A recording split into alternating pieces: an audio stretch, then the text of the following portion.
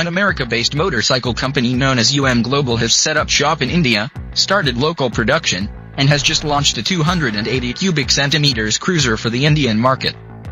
Haven't heard about this? Well, let Jared fill you in. There's been very little that's been said about the newly formed Motorcycles, and their new venture in India.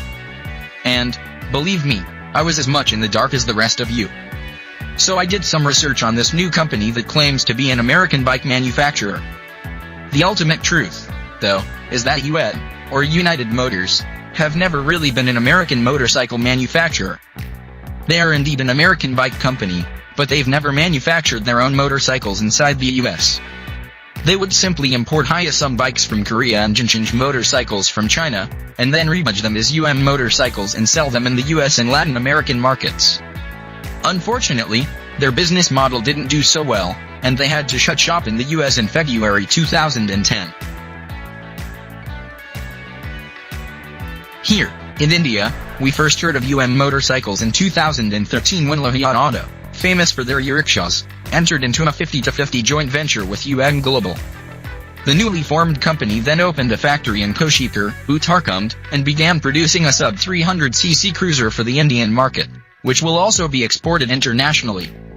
Finally, at this year's Delhi Auto Expo, the bikes were revealed as the Renegade with two variants, the Commando and the Sport S. Now that the bikes are officially on sale in India, we got a chance to test both variants to see just how capable they really are. The Renegade definitely looks like a cruiser. The Commando is more of a highway tourer, while the Sport S looks more like an urban sportster. Both bikes are fairly well designed, and they do seem to attract some attention while on the road. But, to best explain how attractive the Renegade looks, let's assume you're walking down a street and all of a sudden you see a very attractive woman. She's tall, slender, and seems to have the right proportions. As you continue to walk closer, though, you begin to notice that her radiance was a mirage. Well, the Renegade is sort of like that girl. The bike looks like a proper cruiser, and has all the right proportions and muscle. But then you get up close and personal, all of a sudden you notice the poor quality of the components. Perhaps this was the case because it's a pre-production bike, so stay tuned for a more elaborate test. As is, the best attribute is that it has a pleasant aesthetic appeal, which will definitely help it sell in India. But you can easily make out that the craftsmanship, finishing touches, and use of materials is quite poor. At that price point, the Renegade will compete with Royal Enfield, which is the only other cruiser with that kind of power.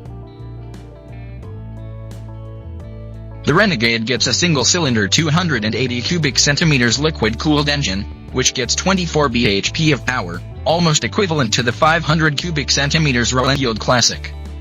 I got to spend an entire day riding both Renegade models in and around Delhi, and I must say that the engine of the Renegade is quite nice. It definitely has decent power and seems quite refined. The power output is very linear, and even on the highway, as you open the throttle all the way and switch through the gears, the power delivery continues to be smooth and on point. Even as you pass 90 km per hour and switch from 5th to 6th gear, the bike continues to pick up speed with ease. On the highway, this is great and the engine doesn't feel stressed, but the vibrations do become quite an annoyance, especially on the handlebar. And, as you move past 60 km per hour, the bike does start to vibrate quite a bit. Naturally, on long rides, this is not ideal at all. The seating position is nice, but tall people may not like the handlebars on the Sport S, which seem to be lower. The seats on both variants are also very hard, and this is another facet that doesn't help the Renegade's case of being a highway tourer. The bike is quite light though, and so it's not a problem to ride in the city, it's just not the most comfortable. The suspension is well set up though, for both the city as well as the highway. It's not as stiff as most American cruisers. The front end of the bike feels a little light, and you get a lot of feedback from the road. However, it's still easy to handle around bends and go fast around sweeping corners. I'm not sure how the bike will handle on off-road patches, because the ground clearance seems to be quite low, so I don't think it would be very comfortable to try a Ladakh expedition on the Renegade. The Renegade isn't the best built bike around, but, again, that could just be because it's a pre-production bike.